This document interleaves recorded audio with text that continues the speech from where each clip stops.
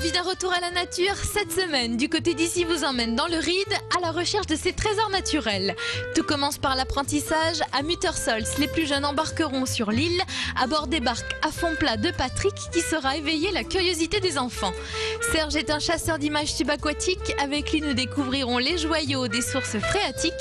À Rhino, Jean et son fils Alexis nous apprendront à cueillir et cuisiner les plantes sauvages. Et pour finir, je vous présenterai l'Indien de la réserve de l'île Valde près de Célestat. Il vit avec les daims depuis sa plus tendre enfance et se bat pour les faire connaître. Jean-Paul, quant à lui, plante des tomates. Une journée dans le Ride nature, c'est tout de suite dans Du côté d'ici. Aujourd'hui, cette classe verte de la Maison de la Nature à Muttersols a rendez-vous avec Patrick, le pirate du Ride. À bord de sa barque à fond plat, il raconte des légendes de sirènes et de ragondins. Une sacrée matinée d'aventure pour ses petits citadins.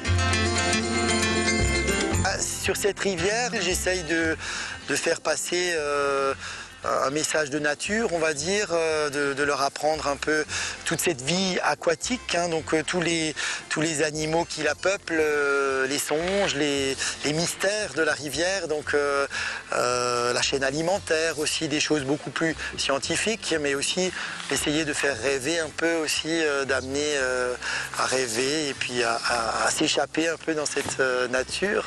C'est quoi un batelier ? Un batelier, traditionnellement, c'était quelqu'un qui transportait surtout des marchandises, de temps en temps des personnes.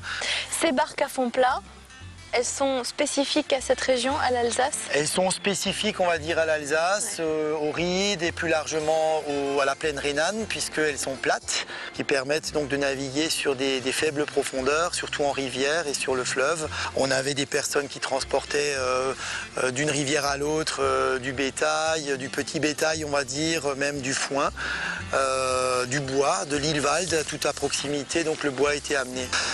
J'emmène un peu le grand public découvrir la faune et la flore de Muttersols à Ebersmünster. Dans cet univers que vous aimez tant.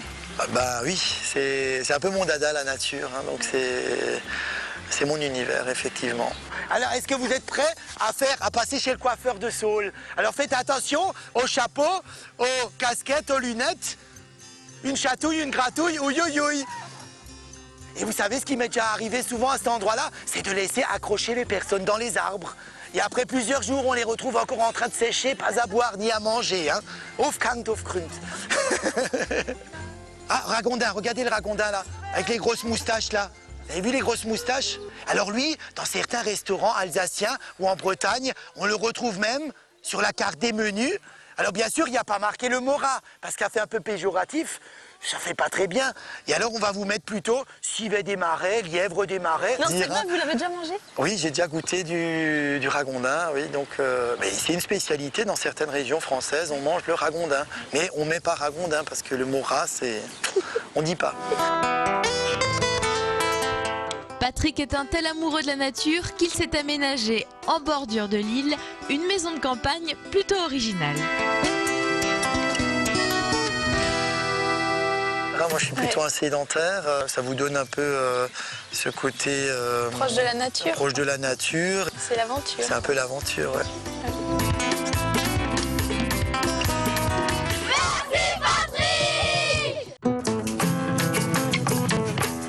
À Rhino, le Rhin dépose sur ses berges des plantes qui ne poussent que dans les Alpes. Jean a appris à les reconnaître et tous les jours il part en cueillette pour parfumer les plats que son fils Alexis cuisine. Au vieux couvent, les tiramisus sont à la violette, la chantilly est au serpelé et la roquette et l'oseille sont sauvages. Bonjour Jean. Bonjour. Je vous embrasse. Ça me fait plaisir. Qui êtes-vous? Alors vous êtes un espèce d'amoureux des plantes sauvages et quand vous marchez ou quand vous partez en balade, vous avez toujours de quoi ramener pour mettre dans l'assiette. Je suis tout d'abord un amoureux de la bonne cuisine. C'est votre femme. Oui, c'est vrai que c'est Lucienne qui m'a poussé à faire de la cuisine déjà au départ parce que ça ne peut être que très bon. Elle n'accepte pas les choses moyennes.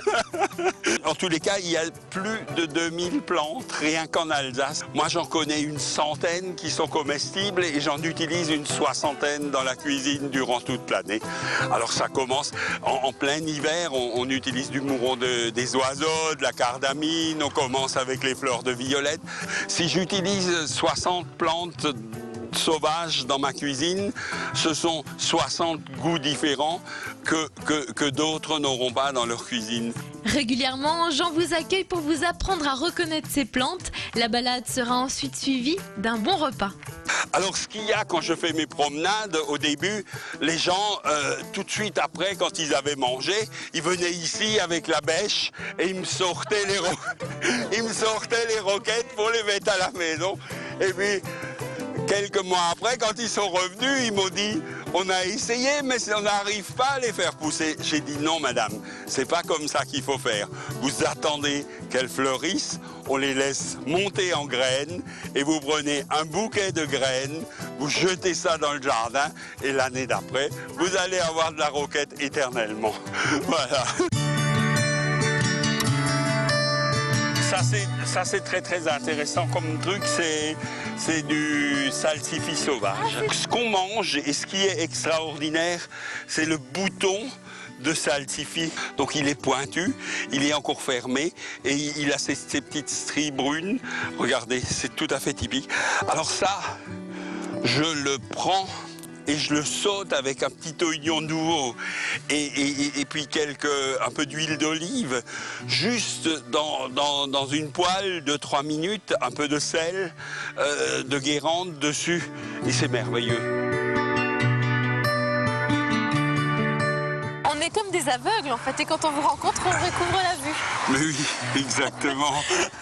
Parce que déjà, premièrement, on ne sait pas ce qu'il y a à manger. Et en fin de compte, moi, je saurais être dans la nature durant 2-3 jours. Bon, après, on a quand même envie d'un morceau de viande.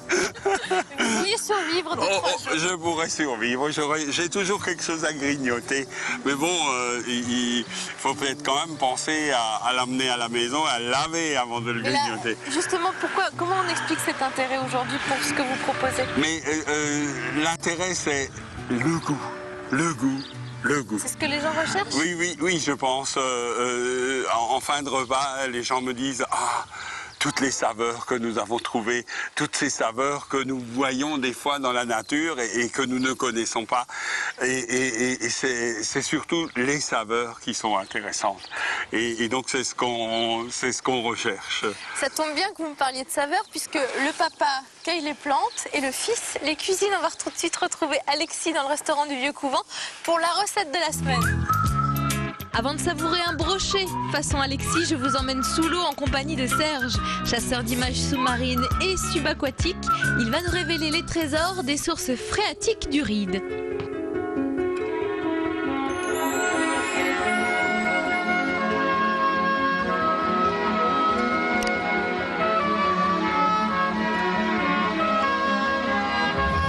Quand on est dans le Ride, alors déjà Ride, ça veut dire roseau, donc ici on est dans une zone où la nappe phréatique affleure et on le voit, il y a une richesse énorme, il y a beaucoup de roseaux et à cet endroit donc précis, l'eau sort sous pression du sol. L'eau est de très bonne qualité et donc ces sources vont donner des rivières et on fait des rivières dans lesquelles on va trouver des plantes et des espèces animales tout à fait typiques et surtout qui ont besoin d'une qualité d'eau de très bonne qualité. On trouvera nulle part ailleurs.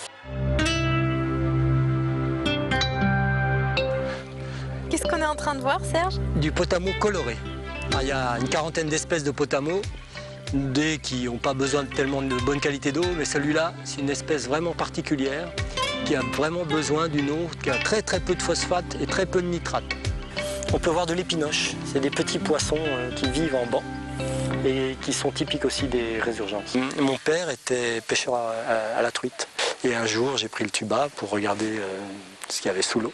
Et voilà, je ne suis plus jamais ressorti. Et pourquoi cette envie de filmer? Pour faire découvrir, parce que moi je fais ça depuis plus de 30 ans maintenant. et lassé d'entendre que nos eaux, il n'y a rien à voir, quoi. Les chenaux-colores, comme on dit en alsacien, donc c'est bon que pour les moustiques, donc très embêtant. Et ben non, moi j'ai justement essayé de montrer la richesse de ces milieux aquatiques.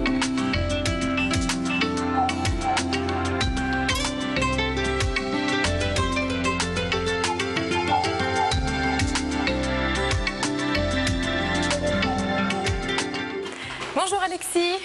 Bonjour. Alors j'ai fait la connaissance de votre papa et voilà, je suis maintenant incollable sur les plantes sauvages, en tout cas aux alentours dans le Ride.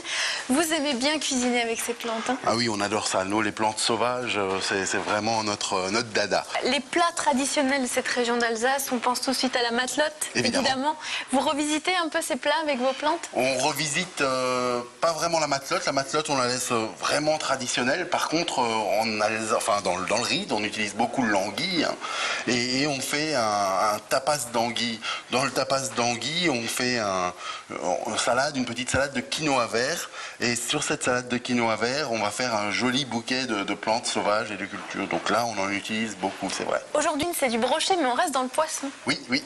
Donc l'anguille comme le brochet, hein, pas tout le temps, mais dès que c'est possible, il vient du Rhin. Comment vous allez le cuisiner alors, ce brochet, Alexis? Donc le brochet, on va simplement le faire sauter dans une poêle et bien saisir pour avoir une croûte bien croustillante. On va l'agrémenter donc de légumes et de plantes sauvages et de plantes du jardin. Alors on va faire une mayonnaise parce que les légumes avec la mayonnaise, hein, l'asperge mayonnaise, c'est un mariage d'amour. Donc on fait une mayonnaise toute traditionnelle avec un jaune d'œuf, de l'huile, du sel, du poivre et de la moutarde. On monte ça et on continue à le monter en rajoutant votre vinaigrette traditionnelle que vous faites à la maison. Vous rajoutez un petit peu de vinaigrette. Voilà. Et qu'est-ce que vous allez choisir comme plante alors? Parce qu'on a le choix aujourd'hui là. Oui, oui, on a vraiment le choix. Alors vous me parliez tout à l'heure des origines de votre maman, des origines italiennes. Oui, ma maman est donc d'origine italienne et en Italie, la mâche, ça se dit valériane. Et là, c'est de la valériane, donc c'est un dérivé de mâche, on va dire. Le plus surprenant là de tous, c'est cette moutarde. La moutarde rouge métisse. Vous l'aimez bien celle-là? Moi, je l'adore. On l'a depuis 2 ans dans le jardin maintenant et elle a un goût. Dites-nous. Un goût de salade de pommes de terre. Un goût de salade de pommes de terre. Et là, tout est dit. Ah oui, incroyable. Moi, je trouve ça assez impressionnant d'avoir dans une seule et même plante non assaisonnée, évidemment, le goût d'une salade de pommes de terre. À quoi il faut faire attention en cuisine?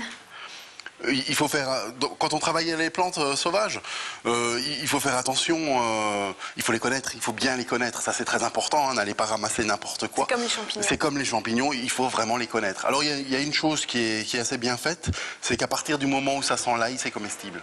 Donc dès que ça sent l'ail, c'est bon, vous pouvez y aller les yeux fermés.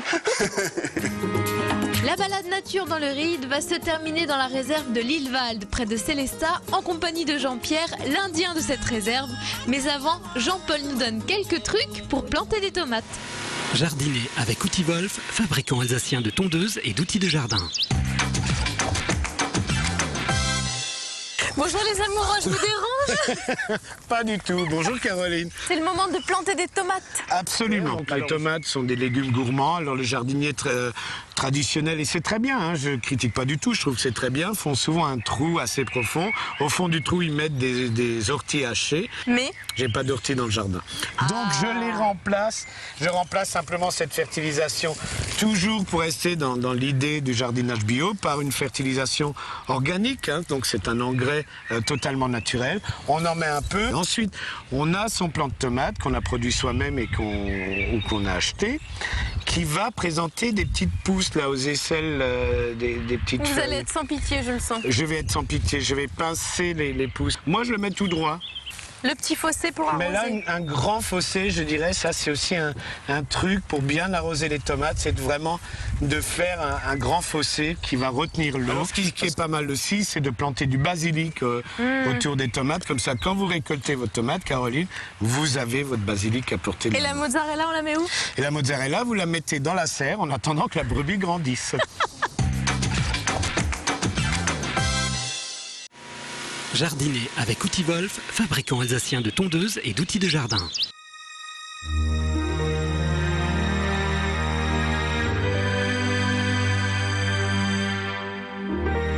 Bonjour Marilène.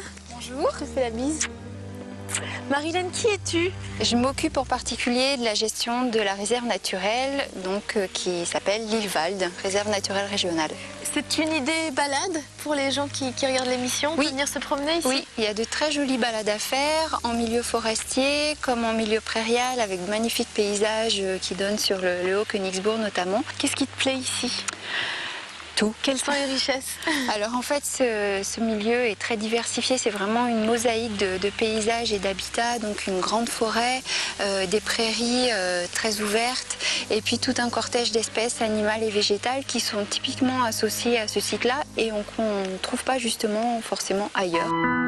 L'emblème de cette réserve, c'est le daim. Et pour observer cet animal fabuleux, le meilleur guide, c'est Jean-Pierre. Habitant de la réserve, le daim n'a plus aucun secret pour lui. Et quand le jour tombe, il faut beaucoup de patience avant de voir pointer la petite queue noire de Lillewald. Comment vit le daim, Jean-Pierre? Alors, c'est une société matriarcale. Ils sont très mamans, ils sont très famille, contrairement au chevreuil. C'est un mammifère dont l'espèce résiste bien, malgré tous les obstacles, malgré les embûches, malgré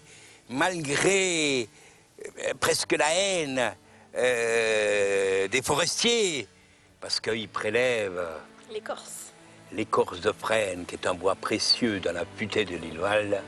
Quand le frêne n'a pas 20 ans, son écorce, ce liquide précieux, il passe à 2-3 mm de la peau, et les daims, même moi je le sens.